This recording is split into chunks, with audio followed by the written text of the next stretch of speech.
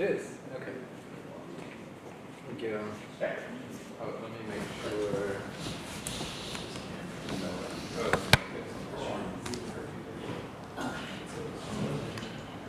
All right.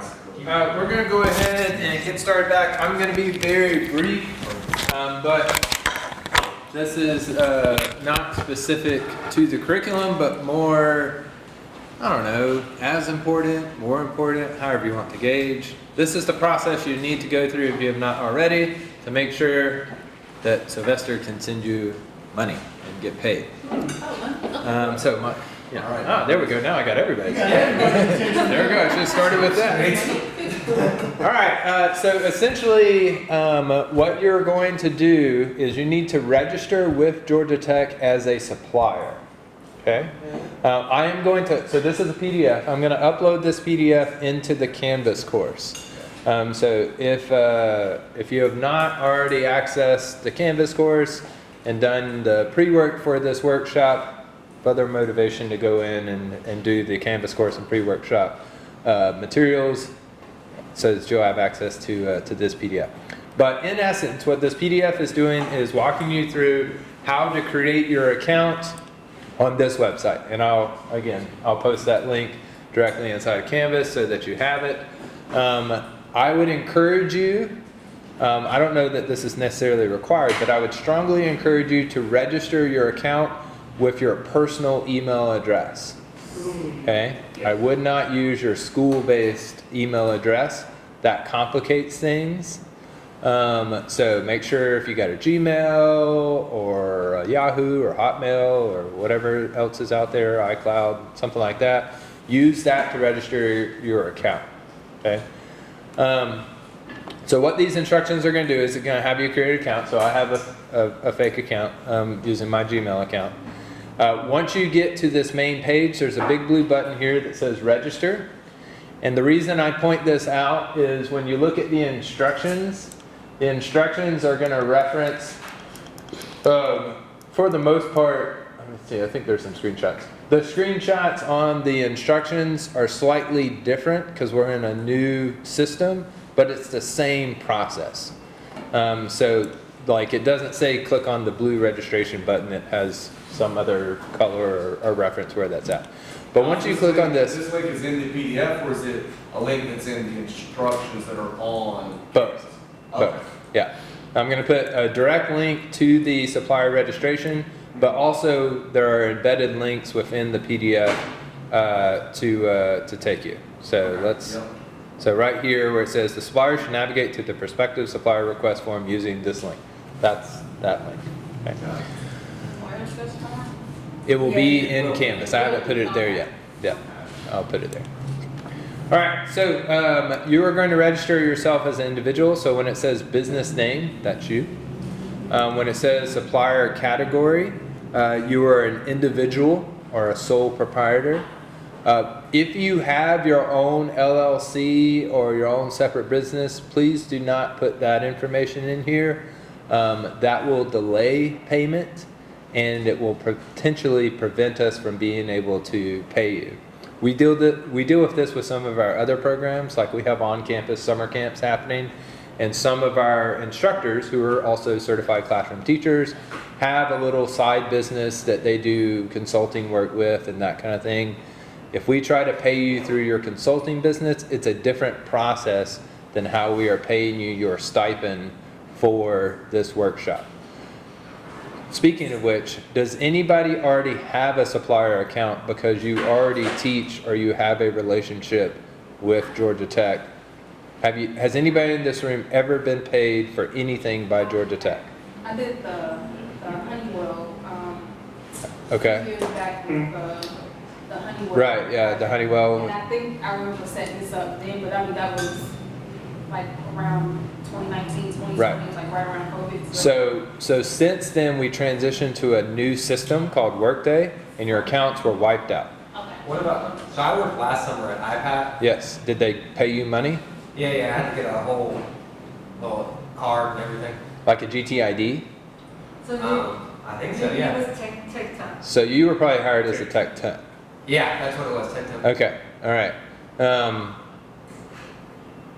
But since then, I've been like, disassociated with all the accounts. Were you termed? What's Did they terminate your employment I guess, as a yeah. tech temp? It was just a temp, it was like a 6 week Right. thing. Okay. So I no longer have access to. We'll just have to make sure, so tech temps can go all the way up to 12 months. We just need to make sure that they termed you correctly. Okay. Because if they did not term you correctly, hopefully they did. If they did not term you correctly, then it could cause issues with trying to pay you as a supplier. But we can verify that. But go ahead and do this regardless. Okay, as an individual. As an individual, yeah. So I'm not going to walk through all the steps, but basically individual, sole proprietor, and then any supplier group that applies to your organization. This is where you go through and select, I believe it's in the instructions, it tells you which one to do. Supplier category, let me see down here. Sign in, create account. Drop down menu. None of you are foreign citizens. If you are, we'll need to talk about that. But you select what category you're associated with. So you all should be, I believe it is, right here. It's based on your last name. So see where it says suppliers A through C and T to Z, D and G and S, suppliers H through R. This is what you select, okay? Based on your last name. Okay? Do not select honorarium or anything else. That makes it weird and complicated. It is based on your last name. All right, let me see. Tax ID is your social security number. And then you just answer these questions. They're all pretty much no, but make sure you just read through them. Where it says who determines the method by which assignments are performed, you're going to put that you do. You determine those methods. Will the institute set the number of days or hours a week you're required? No. That's the whole deal with contract work. Will the work be performed on Georgia Tech's premises? No.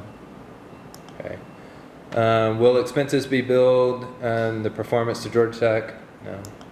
Have you previously worked as an employee performing a similar service? Even for you, I would still answer this as no because that was different with iPad. Are you expected to be hired? No. Accepted payment types. Your only option is check. Okay, please do not put manual wire or ACH. That's a digital payment. It's not like direct deposit. It's a whole different system. You will get a check in the mail. Hopefully. I know. My mail service is not, because I will never get The it. state of Georgia and the state of mail, I know, It is awful. is awful. Pick it up. Accepted currencies, USD, that's your only option. Default currency, you have to do both. So once you select USD, then you have to go to default currency and then select USD again. Make sure you don't miss that. And then you put your contact information in there, your email. You don't have to put a website. Select your country, put your mailing address, that kind of stuff. Let's see, I don't think it's going to let me keep going. Yeah, so once you fill out your address and everything, but basically what you're doing is once you get done, you will have a supplier portal, which will allow you to receive payment. There's a few documents that you have to upload, one of which is a W-9. You can find a blank generic W-9 from the IRS online. You can fill out the online version and then make sure that you upload that and that it matches all the information that you put into your supplier account. If you do everything correctly, typically takes about 24 to 48 hours for your supplier account to be active, unless you do it right now. So our financial system is essentially down for the end of the fiscal year. You can still do this process, and I encourage you to go ahead and complete it, but there's going to be a delay in processing because our financial system starts back up on July 3rd. Okay? So if you go ahead and fill this out, which hopefully you will, just know that it's not going to be the typical 24, 48 hour turnaround before you actually see that your account has been approved. That's not going to happen until next week. So slight delay.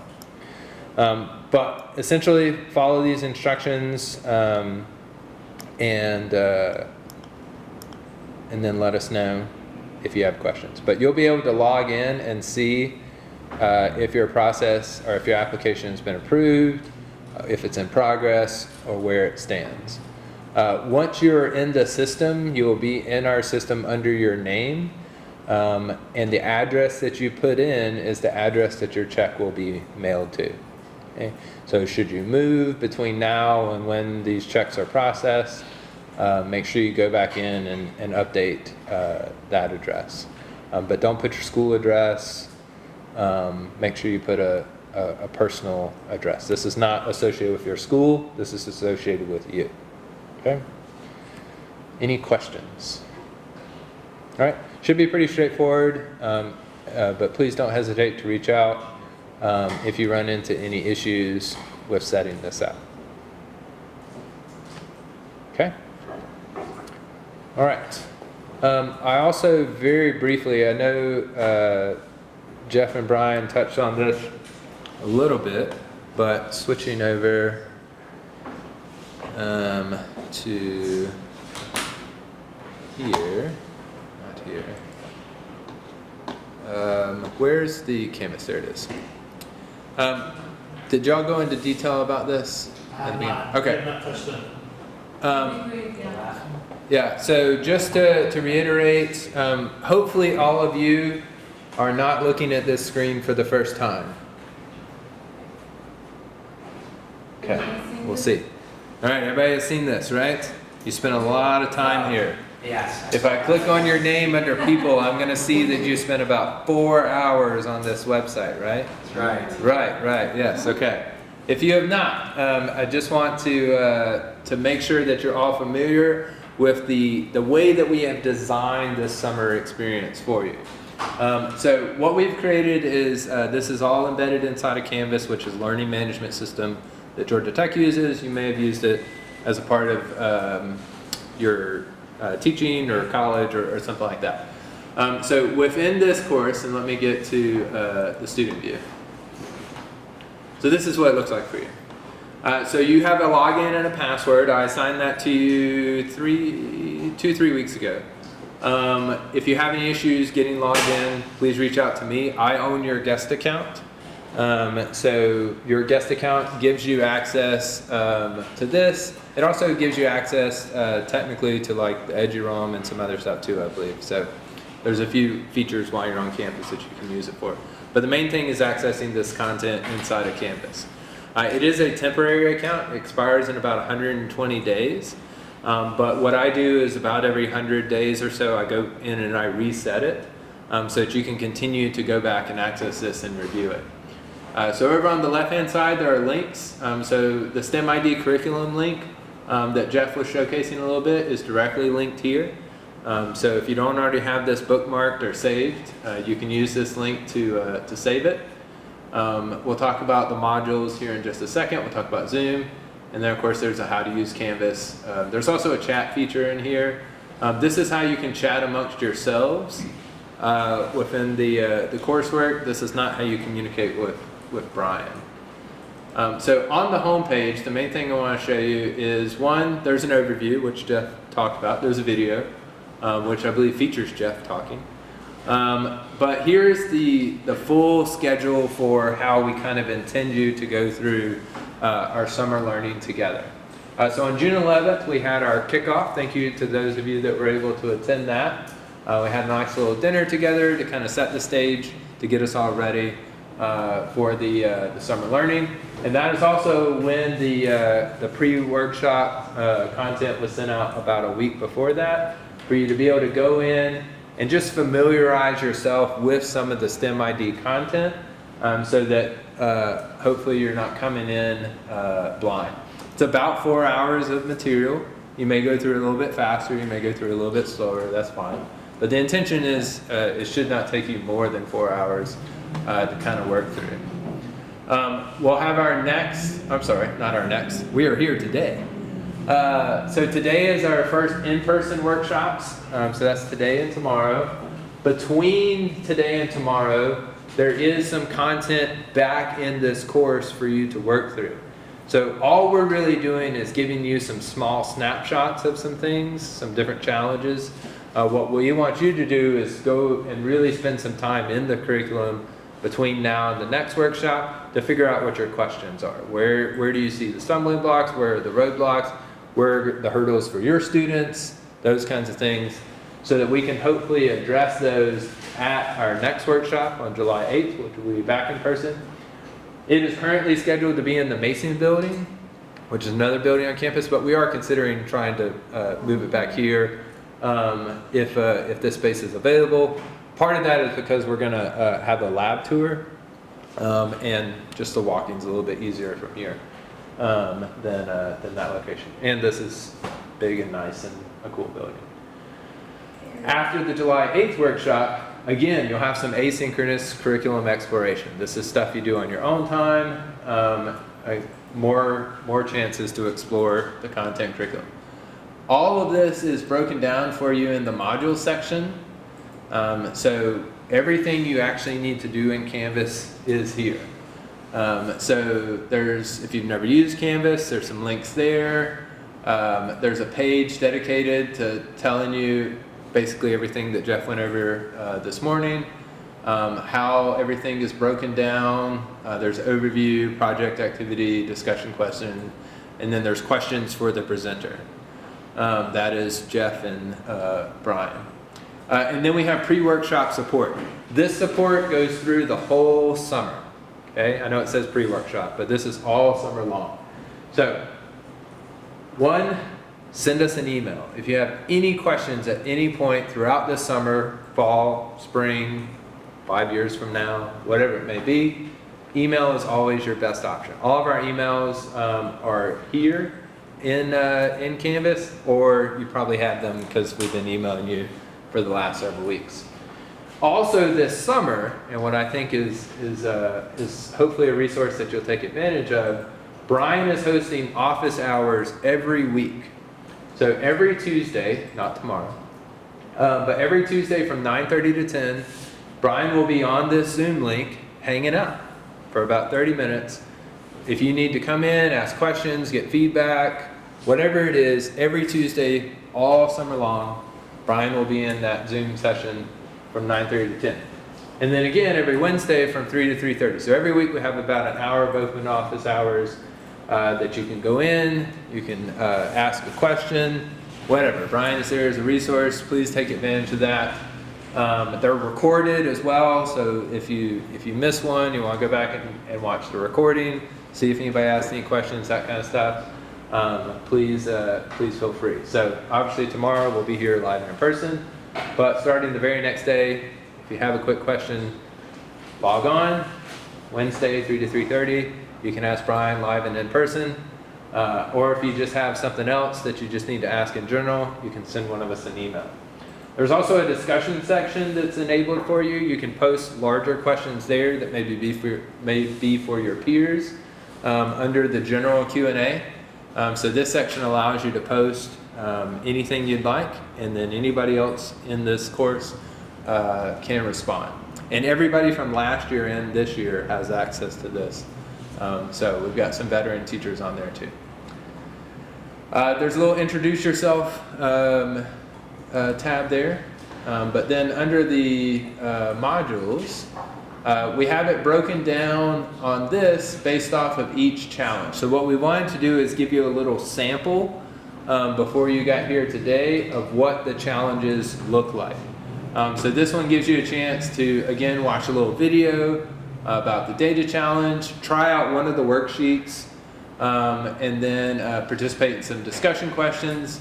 And then again, based on your experience with that module, propose questions back for Jeff and Brian that you'd like for them to answer today, tomorrow, or in July. So if you haven't done this, I encourage you to take some time this week to work through it. It's just little sample challenges. It supplements what we're doing here today and tomorrow. It does not replace it. So these are not the same activities that we're doing live and in person. We tried to pick really simple things that you could just kind of do on your own, just to try it out. Like the floor planner activity is a fun one that you can do and just try it. And it's not like you have to work through the whole thing. You're not the student in this scenario, but it's getting that student experience of saying, okay, this is the types of things my students are going to be doing, and here's what it's like to go through it. There's a visualization challenge, we do a little bit of drawing, and then the one that you weren't able to fully do is the airplane wing design. I know some of you sent questions of that. We do have the balsa wood gliders for you to take home, so you can actually fully complete out that fourth module challenge with your balsa wood gliders, in addition to what you did today. So once you've worked through all this, and once these 2 workshops are over, that takes you into Module 5, which is post-workshop 1 and 2 reflection. I'm not going to go into detail about this until tomorrow before we leave, but just know that everything that you really need for your summer experience is embedded within this Canvas course, and hopefully is readily available and accessible. But if you do have access or issues accessing it, let me know, and I will make sure to get that fixed. It looks like pretty much everybody has accessed it and been on there for a little bit, but I always like to double check just in case someone had a login issue or challenge, or I don't know, you've been overseas for the last 3 weeks, whatever. Okay? Any questions about this before I am quiet and give this back to Brian and Jeff? Awesome. Okay, who's next up? All right, close this. There it is. We can talk about the next thing. So right before lunch, we collected some data. Let's see what we have.